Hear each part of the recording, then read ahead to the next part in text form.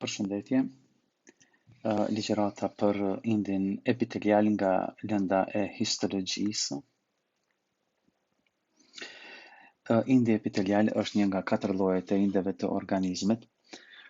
Llojet tjera të indeve janë indi lidhor, indi muskular dhe indi nervor. Epiteli mbulon sipërfaqet trupore, siç është për shembull lëkura, si dhe lumeni i traktit tretës, por gjithashtu edhe mbulon edhe kavitetet, siç janë për shembull hapësira peritoneale, hapësira pleurale, hapësira perikardiale, e të tjera. Qelizat epiteliale gjithashtu formojnë gjëndrat egzokrine, si dhe gjëndrat endokrine.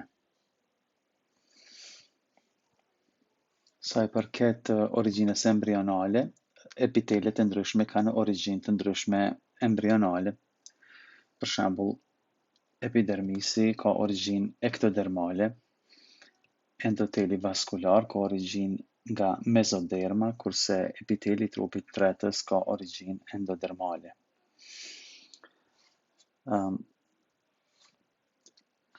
Hapësira jashtëqelizore është shumë e pak në indin epitelial, sepse qelizat në indin epitelial janë të lidhura ngushtë njëra me tjetrën, andaj edhe ka shumë pak hapësirë për ind jashtëqelizor ose hapësirë jashtëqelizore. Gjithashtu epitelet karakterizohen me mungesë të enëve të gjakut, mu për shkak të mungesës hapësirës jashtëqelizore, dhe furnizimi me qarkullimin e gjakut praktikisht vjen nga indi subepitelial. Pra, këtu kemi membranën bazale dhe nën membranën bazale kemi indin subepitelial, në të cilën gjenden enët e gjakut të cilat e furnizojnë epitelin. Qelizat epiteliale karakterizohen gjithashtu edhe me polarizim.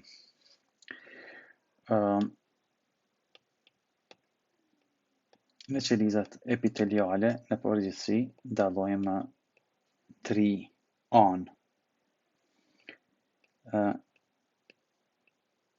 Pra, dallojmë sipërfaqen apikale, që është pjesa apikale pra e qelizës, dallojmë sipërfaqen bazale, nga membrana bazale, dhe dallojmë sipërfaqen laterale, që është e kthyer ka qelizat fqinje.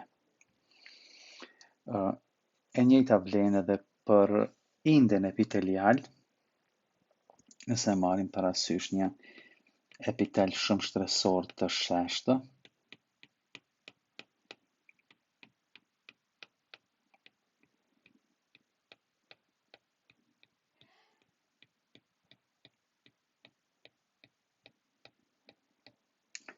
edhe të kjo dallojmë pra sipërfaqen apikale, ose sipërfaqen e lirë të epitelit, dhe dallojmë sipërfaqen bazale që është e kthyer ka membrana bazale. Kur flasim për sipërfaqen e lirë të qelizave epiteliale, atëherë këtu dallojmë ose duhet i definojmë 2 hapësira. Hapësira e jashtme.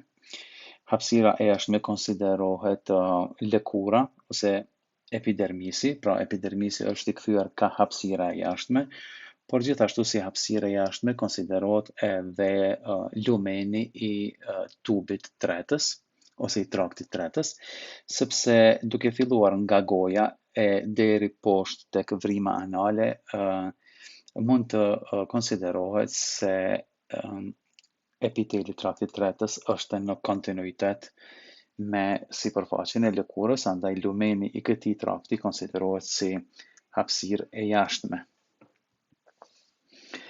Epiteli ka disa funksione. Njëri nga funksionet e epitelit është absorbimi. Shumë epitele janë të lokalizuara në mes të organizmit dhe hapësirave të jashtme apo të brendshme të organizmit. Substancat metabolike, lëngjet dhe gazrat ose absorbohen në mënyrë pasive, ose aktivisht transportohen nëpër këto epitele. Për shembull, kemi epitelin e traktit tretës. Epiteli i traktit tretës në përgjithësi është epitel cilindrik dhe në anën në sipërfaqen apikale këtij epiteli dallojmë disa zgjatime citoplazmatike që quhen mikrovile. Kjo vlen për epitelin e zorës së hollë. Përmes këtyre mikrovileve rritet sipërfaqja absorbuese e enterociteve, pra, ose qelizave të zorës së hollë. Një shembull tjetër mund të jetë për shembull edhe alveolja, hapësira alveolare, që është e mveshur me një rend të qelizave të epitelit të sheshtë, që quhen alveocite, dhe këtu kemi pra procesin e absorbimit të oksigjenit, i cili kalon pra në rrjetin kapilar perialveolar. Këtë në element pra dallojmë eritrocitet.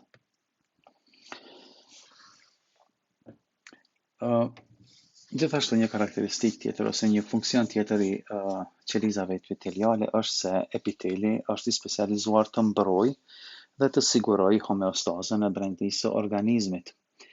Epiteli prezantohet si një barierë qelizore e pandërprerë.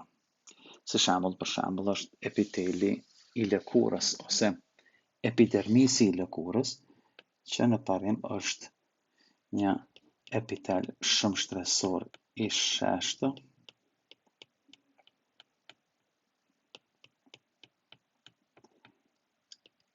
dhe epiteli shumë shtresor i sheshtë në mënyrë të veçantë është i specializuar për funksionin mbrojtës.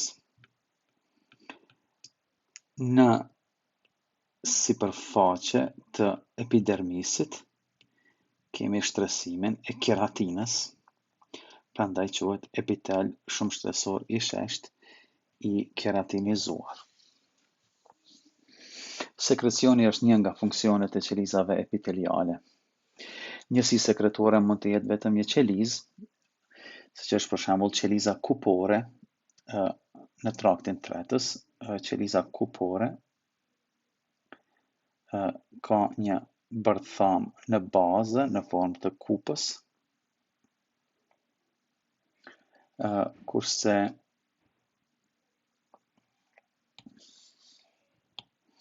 në citoplazm e përmban një vakuol të madhe të mbushur me sekrecion mucinoz.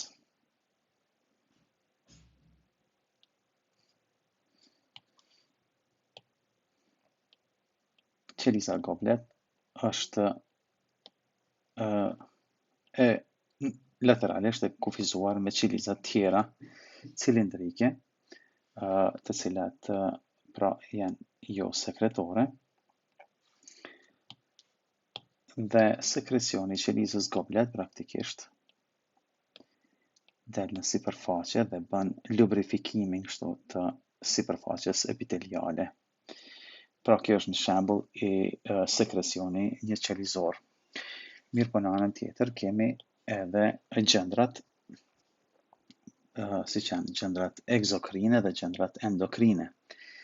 Të gjendrat egzokrine praktikisht këto gjendra rezultojnë nga invagjinimi i epitelit sipërfaqësor. Pra lart kemi epitelin sipërfaqësor,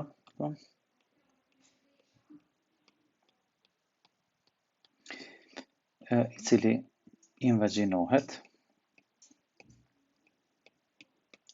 në drejtim të stromës,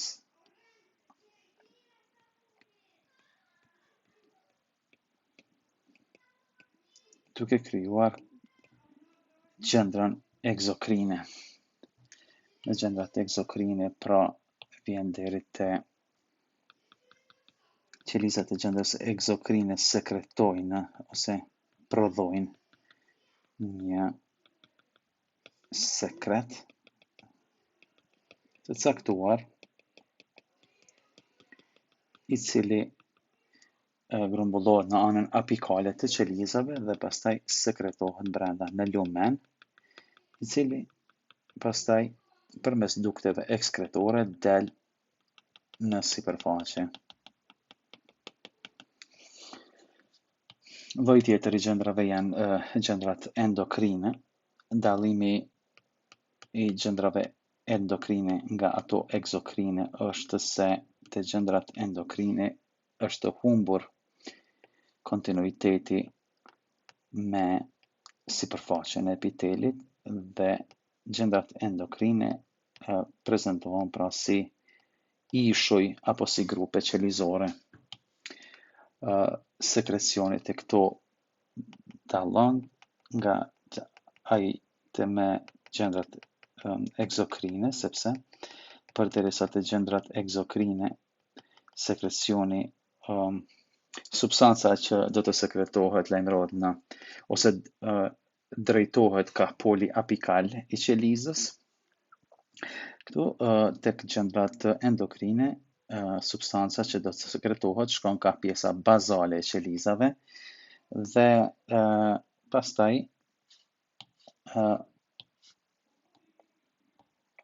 vjen deri te depërtimi i këtij sekrecioni ose i substancave endokrine në kapilarët, në rrjetin e kapilarëve që i rrethan, pra gjendrat endokrine.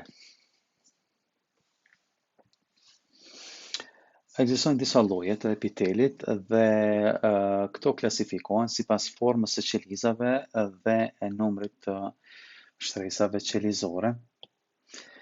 Kemi epitelin e sheshtë. Epiteli i sheshtë te qelizat, qelizat e epitelit të sheshtë karakterizohen me faktin se gjerësia e tyre është më e madhe se sa lartësia. Tek epiteli kubik, gjerësia e qelizave është e barabartë me lartësinë e qelizave, dhe kemi epitelin cilindrik ku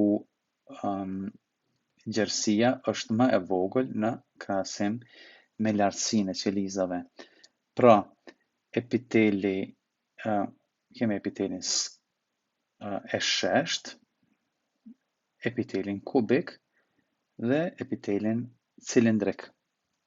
Megjithatë, duhet cekur se përveç këtyre 3 formave themelore të qelizave, ekzistojnë edhe forma të shumta kalimtare.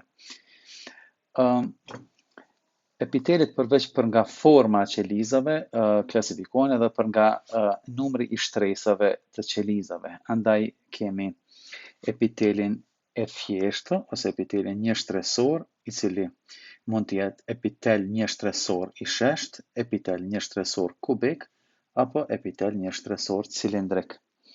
Dhe kemi epitelin e stratifikuar që formohet nga 2 ose më shumë shtresa të qelizave.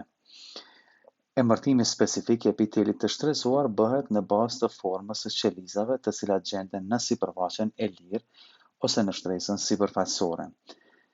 Pra, epiteli i shtresuar i sheshtë emërtohet kështu sepse qelizat në sipërfaqen e lirë ose në shtresën sipërfaqësore janë të sheshta. Pra, këtu kemi një shembull të epitelit shumë shtresor të sheshtë, ku pra qelizat e shtresave sipërfaqësore janë të sheshta, pra emërtohet si epitel i shtresuar i sheshtë ose epitel shumë shtresor i sheshtë. Epiteli pseudo-shtresor përbëhet nga qelizat kubike dhe cilindrike. Te ky epitel, të gjitha qelizat janë në kontakt me membranën bazale, mirë po vetëm qelizat cilindrike në zonën apikale të tyre arrijnë deri në sipërfaqen e lirë. me që në mikroskop optik, bërthamat duke në nivele të ndryshme, fitohet përshtypja e rrejshme se kemi të bëjmë me epitel të shtresuar. Për këtë arsye dhe emërtimi epitel pseudoštresor.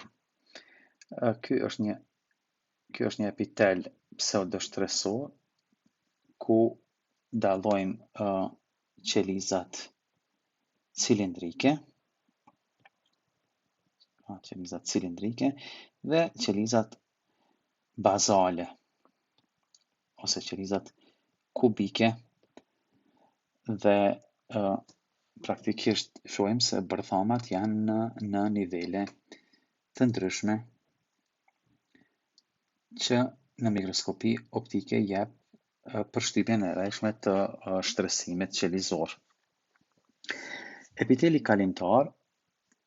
Ky lloj epiteli ndesh sipërfaqe të cilat kanë vëllim të ndryshueshëm, siç është fshika urinare dhe ureterët. Kur fshika urinare është e zbrazët, epiteli kalimtar duket i shtresuar, siç është në këtë rast. Mirë po, kur fshika urinare është e mbushur apo e distenduar, atëherë ky epitel sheshohet dhe prezantohet si epitel i sheshtë një shtresor. Përndryshe të gjitha këto qeliza që i shohim, të gjitha këto kanë kontakt me membranën bazale. Pra të gjitha qelizat e epitelit kalimtar, të gjitha këto qeliza kanë kontakt me membranën bazale.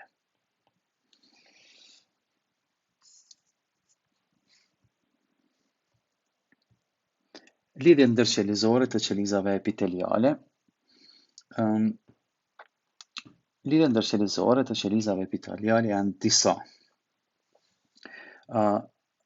Lidhja e parë ndërqelizore që do ta shtjellojmë është lidhja e fortë ose tight junction ose zonula occludens.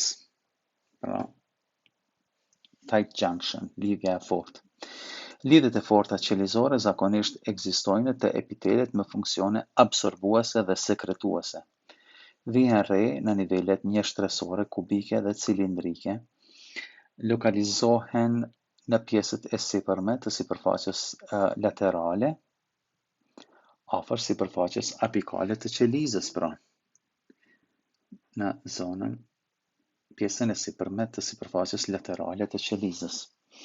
Quhen kështu sepse në këtë zonë, hapësira jashtëqelizore është e okluduar ose e humbur. Në përgjithësi, vetëm një lidhje e fortë është prezente në një qelizë epiteliale. Funksioni i lidhjeve të forta është në pengimin e difuzionit të materieve nga njëra anë e epitelit në anën tjetër. Në këtë mënyrë, për shembull, te lukthi pengohet difuzioni i lëngut acidik nga lumeni në hapësirën ndërmjet qelizave epiteliale të mukozës. Gjithashtu, përmes këtyre lidhjeve, sigurohet rrjedha efektive intraluminale e ujit dhe tretësirave tjera pa rrezik të humbjes nga difuzioni në hapësirën ndërmjet qelizore. Shiriti adheziv ose adhesion belt ose zonula adherens. Pra, shiriti adheziv. Shiriti adheziv gjithashtu e rrethon qelizën në mënyrë rrethore dhe lokalizohet në sipërfaqen laterale të qelizës në nivelin e lidhjes së fortë. Shiriti adheziv ndërtohet nga proteina cadherin, pra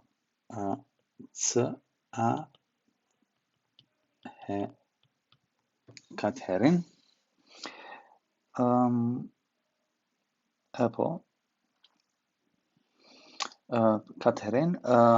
gjithashtu kjo protein lidhet me proteinat filamentoze intracitoplazmatike, që quhen aktin, të cilat njëjtë përcjellin rrugën rrethore të anës citoplazmatike të shiritit adheziv. Pra, shiriti adheziv lidhet me fijet e aktinës. Hemidesmozomet, desmozomet janë tipi i tretë i lidhjeve qelizore, ndryshe quhen macula adherens. Për dallim nga lidhja e fortë dhe shiriti adheziv, të cilat janë nga një përqelizë, desmozomet janë të shumta dhe mund të lokalizohen në të gjitha sipërfaqet e qelizës, përveç sipërfaqes së lirë ose apikale dhe asaj bazale. Në mikroskopi optike, desmozomet e mëdha mund të janë të dukshme dhe më së miri vrehen atëherë kur qelizat epiteliale të kuren pak si rezultat i fiksimit dhe hapësira jashtëqelizore zgjerohet. Hemidesmozomet janë tipi i 4 i lidhjeve, pra hemidesmozomet. Hemidesmozomet lokalizohen në sipërfaqen bazale të qelizës, respektivisht të indit epitelial.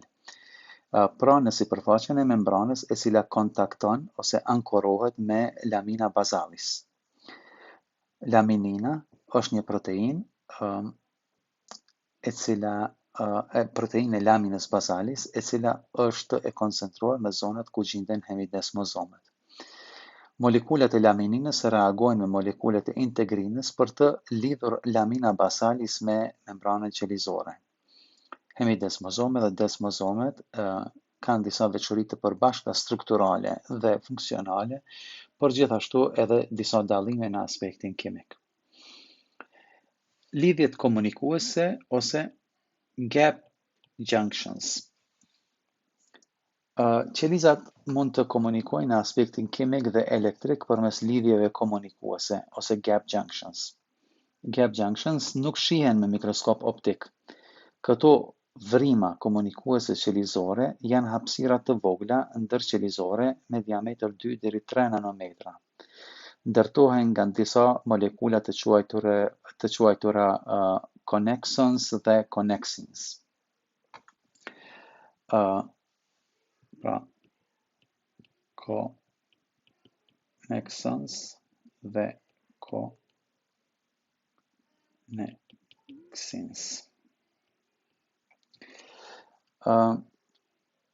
Funksioni i gap junctions është në komunikimin metabolik dhe elektrik pra të qelizave. Aktiviteti mitotik dhe regenerimi i qelizave epiteliale. Veçoria e përgjithshme e epiteleve është zëvendësimi gradual gjatë një periudhe të caktuar kohore. Qelizat e epidermisit dhe të traktit tretës regenerohen vazhdimisht. Disa epitele, për shembull epiteli tubuleve renale dhe qelizat ependimale të sistemit nervor qendror, kanë shkallë shumë të ulët të regenerimit. Epitelet zakonisht kanë zona të caktuara të aktivitetit mitotik dhe pasmitotik.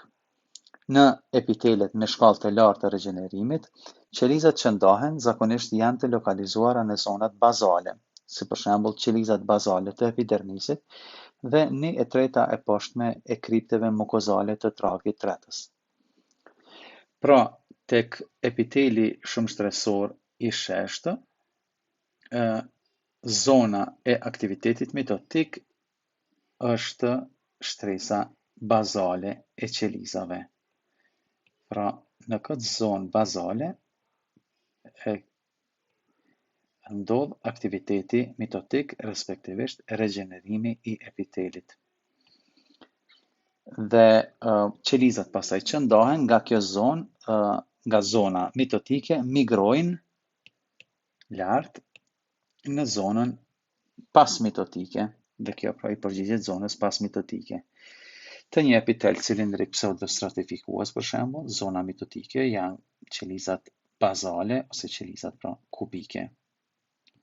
Këto janë zona mitotike e epitelit pseudostratifikues.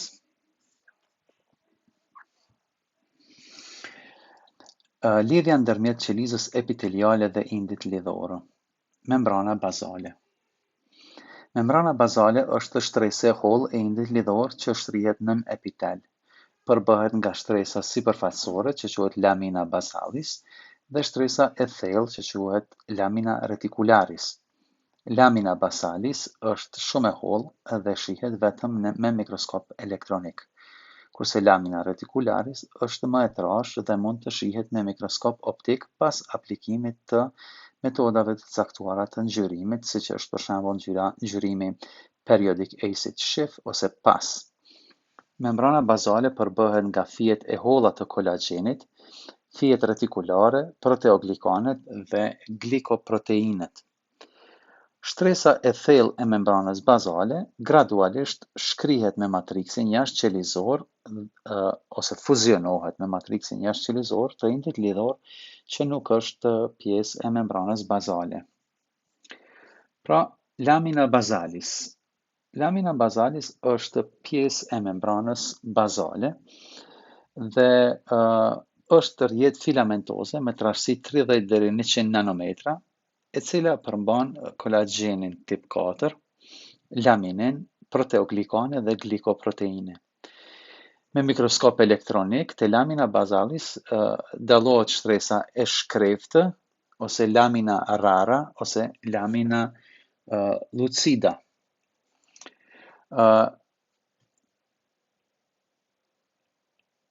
Dhe shtresa e dendur ose lamina densa. Lamina rara komunikon me membranën bazale të qelizës, ose më saktësisht themi me anën bazale të membranës qelizore.